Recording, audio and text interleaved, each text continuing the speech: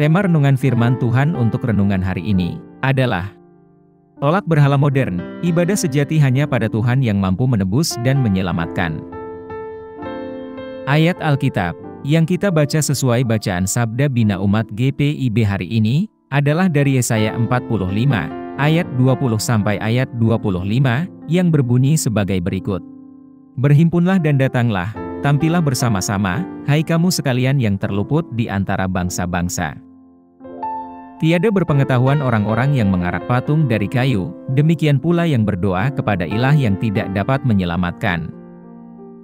Beritahukanlah dan kemukakanlah alasanmu, ya, biarlah mereka berunding bersama-sama. Siapakah yang mengabarkan hal ini dari zaman purbakala, dan memberitahukannya dari sejak dahulu?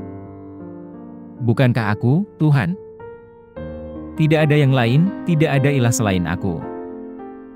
Allah yang adil dan juru selamat, tidak ada yang lain kecuali aku. Berpalinglah kepadaku, supaya kamu selamat, hai ujung-ujung bumi. Sebab akulah Allah dan tidak ada yang lain. Demi aku sendiri aku telah bersumpah, dari mulutku telah keluar kebenaran, suatu firman yang tidak dapat ditarik kembali. Semua akan bertekuk lutut di hadapanku, dan semua lidah bersumpah setia demi aku, sambil berkata, keadilan dan kekuatan hanya ada di dalam Tuhan. Semua orang yang marah terhadap Dia akan datang kepadanya dan mendapat malu, tetapi seluruh keturunan Israel akan mendapat keadilan dan bermegah di dalam Tuhan. Demikian pembacaan Alkitab. Haleluya! Saudara-saudari buah hati Allah, hari ini, kita akan merenungkan satu bagian dari Alkitab, yaitu dari Yesaya 45, ayat 20 sampai ayat 25, yang ditulis pada periode ketika bangsa Israel ditawan di Babel karena ketidaktaatan dan penyembahan berhala. Konteks ayat-ayat ini mencerminkan pesan Nabi Yesaya kepada bangsa Israel dan bangsa-bangsa di sekitar mereka. Pada masa itu, bangsa Babilonia merupakan kekuatan yang dominan, dan banyak negara di sekitarnya yang menyembah berhala dan dewa-dewa palsu. Pesan Yesaya dalam ayat-ayat ini berfungsi sebagai proklamasi kedaulatan dan keunikan satu-satunya Tuhan yang benar, yang dikenal sebagai Yahweh, yang berdaulat atas seluruh bumi. Nabi Yesaya membandingkan kesia-siaan penyembahan berhala dengan kuasa dan kebenaran Allah. Yesaya juga menyerukan kepada bangsa-bangsa untuk berpaling kepada Allah, dan mengakui otoritas dan keselamatannya. Ia menantang mereka untuk menyadari bahwa tidak ada Tuhan lain selain Yahweh, yang adalah pencipta dan penebus segalanya. Konteksnya menekankan supremasi Tuhan dan keinginan Tuhan agar semua orang datang kepadanya dalam pertobatan dan penyembahan. Secara keseluruhan, konteks firman Tuhan hari ini menyoroti perbedaan antara dewa-dewa palsu yang disembah oleh bangsa-bangsa, dengan satu-satunya Allah Israel yang sejati. Hal ini menggarisbawahi panggilan Tuhan untuk pertobatan dan iman dari semua orang, serta janjinya akan keselamatan dan kebenaran bagi mereka mau yang berpaling kepadanya. Apa pesan Tuhan untuk kita yang hidup di masa kini? Dalam konteks kehidupan modern saat ini, penyembahan berhala mungkin tidak berwujud patung atau berbentuk fisik, namun yang umumnya lazim dalam berbagai aspek kehidupan kita, misalnya seperti uang. Kita seringkali mengidolakan kekayaan, harta benda, kesuksesan, popularitas, dan bahkan hubungan relasi dengan orang-orang terkenal, dan menempatkannya di atas pengabdian kita kepada Tuhan. Namun, pesan Tuhan ini masih relevan dengan kondisi kita saat ini. Hanya Tuhanlah yang layak kita sembah dan junjung tinggi.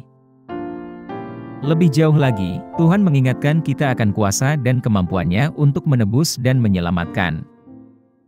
Di dunia yang penuh dengan ketidakpastian, ketakutan, dan rentan kehancuran, kita mungkin beralih ke berbagai sumber untuk mendapatkan rasa aman dan pengharapan. Namun, hanya Tuhan yang mempunyai kuasa untuk memberikan penebusan dan keselamatan sejati. Dia mengajak kita untuk percaya sepenuhnya kepadanya, mengetahui bahwa Tuhan berdaulat atas segalanya dan mampu menggenapi janji-janjinya.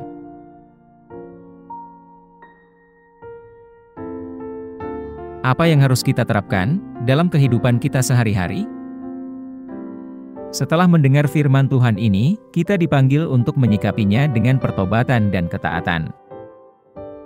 Pertama, marilah kita mengidentifikasi dan menolak berhala-berhala modern dalam kehidupan kita.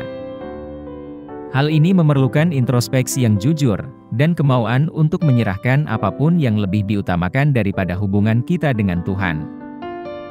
Mari kita singkirkan hambatan-hambatan yang menghalangi kita untuk sepenuh hati beribadah dan mengabdi kepada Tuhan saja. Kedua, marilah kita menghadap Tuhan dengan ibadah dan pemujaan yang disertai kerendahan hati. Saat kita mengakui kedaulatan dan kuasa-Nya, marilah kita memuji dan mengucap syukur kepada-Nya.